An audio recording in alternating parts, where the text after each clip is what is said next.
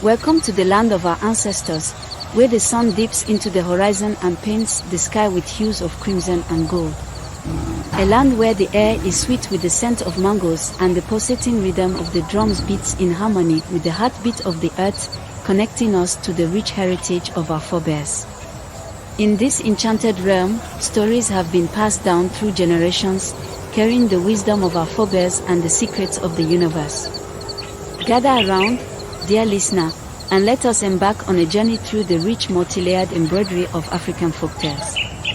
Tales of brave heroes, cunning tricksters, and mystical creatures that will transport you to a world of wonder and awe. From the snow-capped mountains of Kilimanjaro to the golden savannas of Serengeti, our stories will take you on a thrilling adventure across the continent, exploring the diversity and richness of African culture. Join us on this fantastical journey as we delve into the timeless world of African folktales with our mythology, folklore and legend series.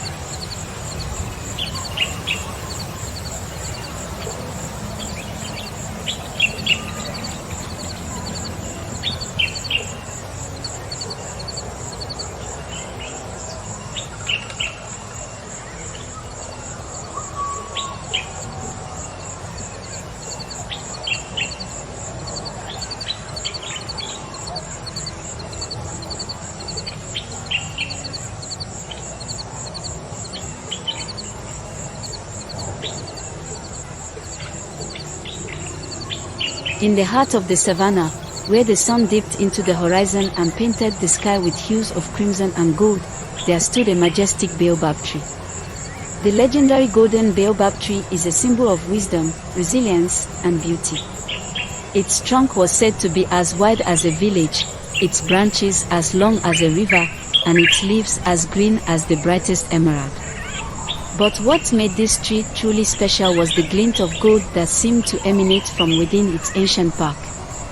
Legend had it that the Golden Baobab was born from the tears of the gods, who wept for the suffering of their children on earth. And so, they imbued the tree with the power to grant wishes to those who approached it with a pure heart.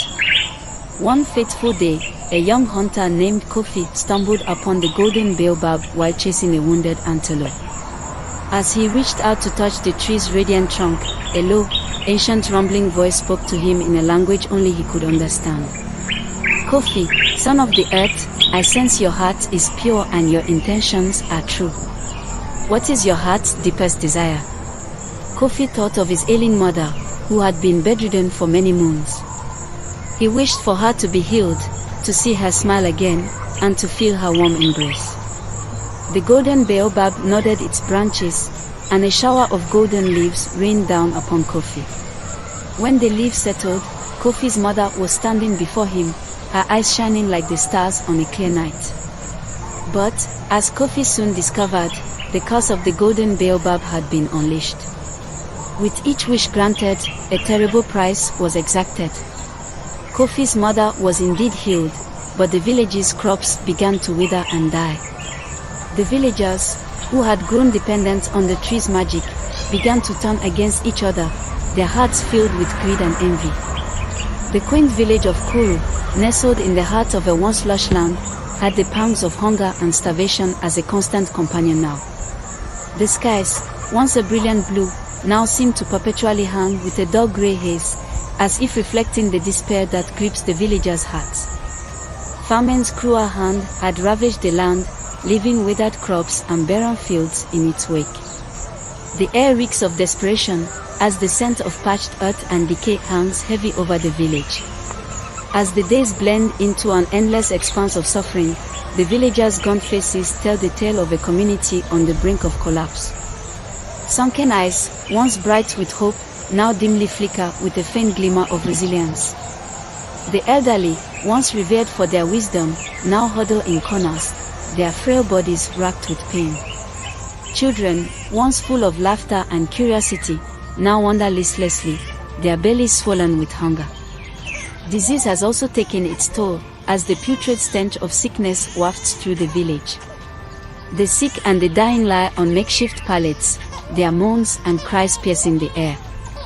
The village, once a thriving hub of life and laughter, has been reduced to a mere shadow of its former self. Yet, amidst this unrelenting onslaught of plagues, the villagers cling to a glimmer of hope, a hope that one day, the rains will come, the crops will flourish, and the pangs of hunger will be but a distant memory. Until then, they wait, their hearts heavy with sorrow, their spirits buoyed by the resilience of the human spirit. The baby died, the mother cried. The tears fell from the doctor's eyes. A life lost, a dream denied. A sorrow shared, a pain implied. The doctor's hands, so skilled and strong, couldn't save the life that didn't belong.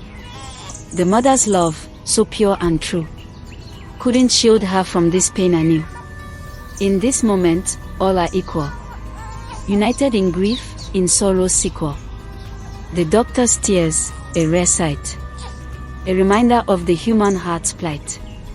As Kofi delved deeper into the mystery of the Golden Baobab, he encountered a cast of characters who would aid or hinder his quest. Akua, the wise elder who possessed ancient knowledge of the tree's secrets.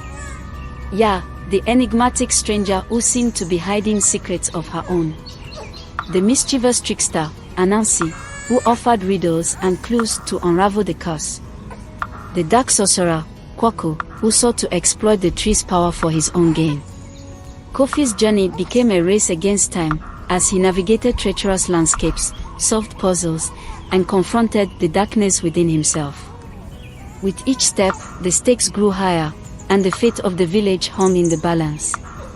Would Kofi be able to break the curse of the Golden Baobab, or would the very thing that had brought him hope and joy become the source of his greatest despair?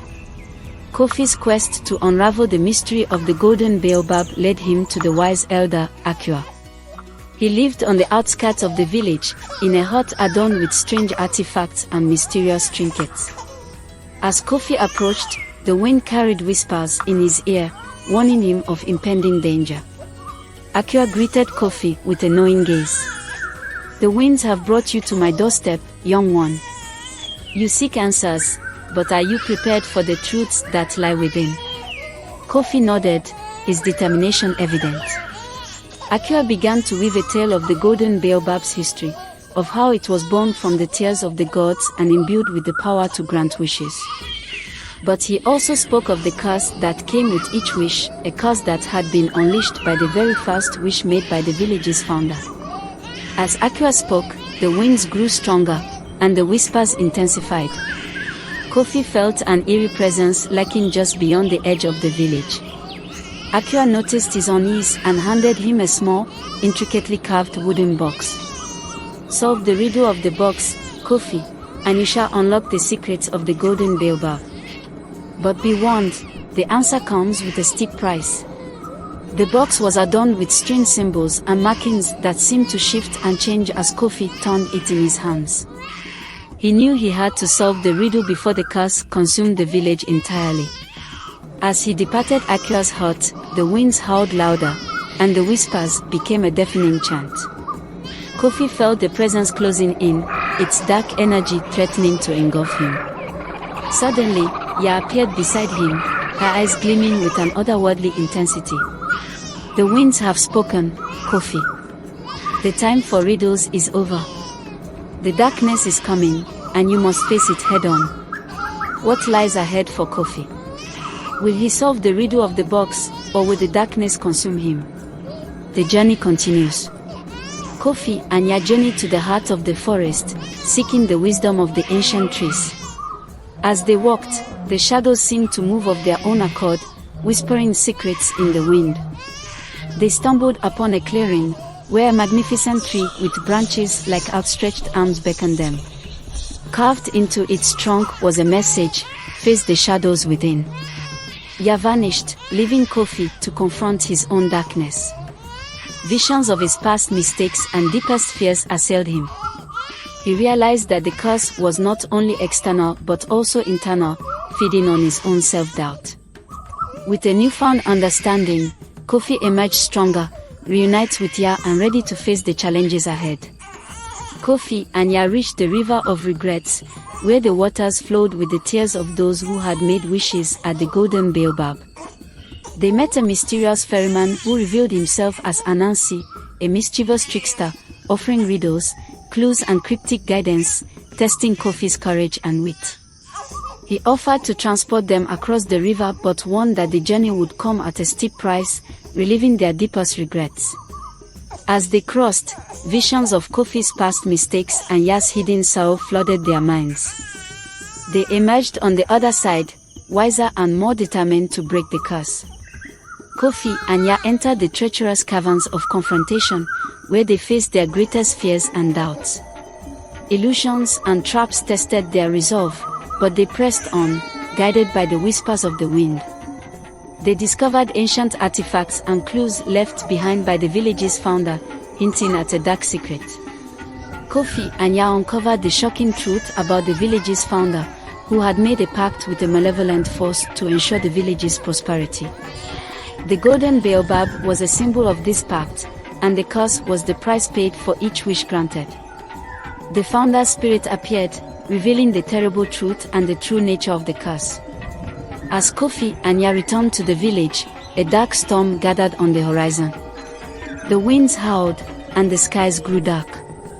The villagers, now consumed by greed and envy, turned against each other. Kwaku, the dark sorcerer, emerged, revealing his plan to exploit the Golden Baobab's power for his own gain. Kofi and Ya knew they had to act fast to prevent the curse from destroying the village. They rallied the few remaining villagers who still possessed a shred of goodness in their hearts. Together, they prepared for a final confrontation against Kwaku and the forces of darkness. The fate of the village hung in the balance. Kofi, Ya, and their allies faced off against Kwaku and his minions in an epic battle. The winds raged, and the skies grew darker as the forces of light and darkness clashed. Kofi confronted Kwaku, who revealed his true intentions, to harness the Golden Baobab's power to control the entire region. As the battle reached its climax, Kofi realized that the only way to break the curse was to make a selfless wish. He wished for the curse to be lifted, for the village to be freed from its grasp, and for the Golden Baobab to return to its former glory. The Golden Baobab began to glow with an intense light, and the curse was lifted. The villagers, freed from their greed and envy, returned to their former kindness and compassion. The land began to heal, and the skies cleared. Kofi, Ya, and their allies celebrated their hard-won victory. But as they approached the Golden Baobab, they saw that it had changed. Its trunk was now pure white, and its leaves shone like snow. The tree spoke to Kofi in a voice that echoed in his heart, "Your selfless wish has redeemed me, Kofi. I am once again a symbol of hope and prosperity. May your village forever flourish." Kofi and Ya returned to the village as heroes. The villagers, now wiser and more united than ever, welcomed them with open arms. The village began to rebuild and heal, and the Golden Baobab stood tall, a beacon of hope and reminder of the power of selflessness. Kofi and Ya's journey had ended, but a new beginning had dawned. They knew that as long as the Golden Baobab stood, the village would always have a chance to thrive.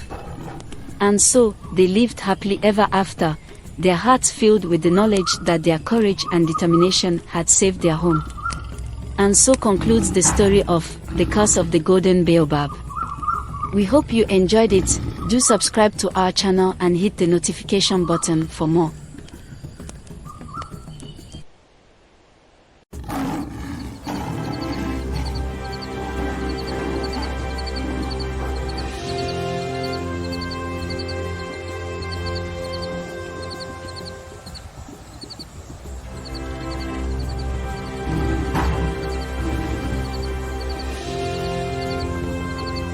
The legend of Anansi, also known as Anansi the Spider, is a fascinating tale from African folklore. Anansi is a clever and cunning spider who often takes on human-like qualities, using his wit and intelligence to outsmart his friends and foes alike. Anansi looked like a man, but he looked like a spider, too. In fact, he had extra arms and legs and could spin webs. He lived on the earth among human beings, and he was always watching for ways his clever tricks could make their lives better. Anansi, the spider trickster, is a beloved character in West African folklore, originating from the Akan people of Ghana and the Ivory Coast. His stories have been passed down through generations, teaching valuable lessons about wisdom, cunning, and the human condition. Anansi's popularity has spread to the Caribbean and other parts of the world, where he remains a celebrated figure in African diasporic culture. People believed that Anansi was the son of a great sky god named Nyam. Others claim they are friends. Anansi was very powerful and could make it rain, or tell the oceans where they should be. He was not just powerful, but a trickster who loves to mess with other creatures. While his story comes from Ghana, there are similar stories of trickster gods across the world. Long ago, in a time before humans wrote books, Nyam, the great sky god, held all the world's stories. They were locked away in a golden box, kept out of reach of humans and creatures alike. These stories held the wisdom, the laughter, the tragedies, and the triumphs of all beings. Anansi saw that the humans seemed sad. They had nothing to make their lives happy and bright. Then he remembered that in the palace of Nyam the sky god there were magical things called stories. These things could make anyone happy. The sky god owned all the stories in the world. In fact, there were piles and piles of them all over the sky palace, and plenty enough to share. Let's share some with you. Story 1: Anansi and the Pot of Wisdom. In the days of old, Anansi the Spider was known for his cunning and wisdom, always seeking knowledge and power. One day, he heard about a magical pot that contained all the wisdom in the world. The pot was hidden in a village far, far away, and many had tried to find it but failed. Anansi was determined to get the pot and claim the wisdom for himself. Anansi and his son, Decuma, set off on a long journey, facing many challenges and obstacles along the way. Finally, after many days of walking, he arrived at the village and found the pot. But as he reached for it, he was confronted by the village elder, who said, "Anansi, you may have cunning and wit, but do you have the wisdom to use this pot wisely?" Anansi thought for a moment and said, "I may not have the wisdom, but I have the wit to know that wisdom is not just about knowing things, but also about sharing them with others." The elder was impressed with Anansi's answer and handed over the pot. Anansi took it back to his village and shared the wisdom with all his friends and family. From that day on, Anansi was known as the wisest spider in the land. Moral of the story: wisdom is not just about knowing things, but also about sharing them with others. Story 2: Anansi and the Nyam the sky god. Anansi the Spider and his friend, Nyam the sky god, were known for their friendly disputes. One day, they argued over who was the most important in the village. Anansi claimed that without him, the village would be overrun with insects, while Nyam said that without him, the village would have no rain or sunlight. The villagers couldn't decide who was right, so they asked the wise old man, Odomenkoma, to settle the dispute. Odomenkoma said, "Let us test their powers. Anansi, you must spin a web that reaches the sky, and Nyam, you must make it rain on Anansi's web." Anansi spun his web, and Nyam made it rain. But Anansi's web was so strong that it held up against the rain. Nyam was impressed and admitted defeat. Anansi, however, realized that his web was only strong because of the rain, which made it sticky and durable. Moral of the story: we are all interconnected, and our strengths are often dependent on the strengths of others. Story 3: Anansi and the Three Gifts. Anansi's son, Decuma, was lazy and didn't want to work. Anansi wanted to teach him a lesson, so he gave him 3 gifts: a small stone, a piece of cloth, and a stick. Takuma was disappointed and didn't see the value in the gifts. But Anansi told him, "These gifts may seem small, but they can be used in many ways. The stone can be used to grind corn, the cloth can be used to carry goods, and the stick can be used to hunt for food." Takuma learned to appreciate the gifts and became a hardworking young man. Moral of the story: even the smallest gifts can be valuable if used wisely. Story 4. Anansi the Cunning Spider and his Web of Deceit. In the heart of the African wilderness, a tale of intrigue and strategy unfolds. Get ready to journey into the world of Anansi the Cunning Spider and his Web of Deceit. Join us as we delve into the captivating story of Anansi the Spider, a master web weaver who hatches an intricate plan to outsmart his fellow animals and carve out his place in the animal kingdom. Meet Spider, renowned for his exceptional web weaving skills. From the treetops, he creates masterpieces that not only capture his prey, but also awe those who witness his craftsmanship. Words of Anansi the Spider's talent spreads far and wide. The animals even gathered to marvel at his web-spinning skills, acknowledging his remarkable abilities. Yet, this admiration soon turns to envy as the spider's popularity grows. In a quiet corner of the forest, fox, rabbit, and squirrel conspire. Envy drives them to question Spider's true intentions and devise a plan to reveal his cunning nature. They manage to deceive some of the animals, who join camp with them to hate on the spider. The sly fox, donning a sly grin, approaches Spider with a challenge to weave a web that can withstand the winds of a storm. The spider accepts, his confidence unwavering. Anansi the Spider begins weaving a web of extraordinary complexity. Unbeknownst to the envious trio, he strategically incorporates threads of varying strength, creating an illusion of vulnerability. As storm clouds gather, tension mounts. The envious trio watches, eager to witness Anansi the Spider's failure and expose his deceit. As the storm rages, the spider's web holds firm against the wind's fury.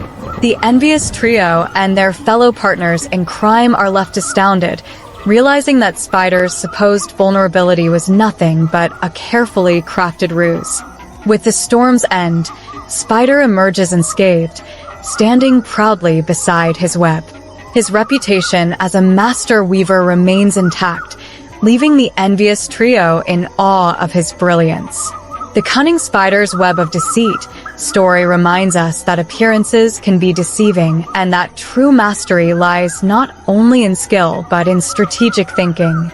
Spider's web weaving strategy secured his place in the animal kingdom, teaching us that intelligence can triumph over envy.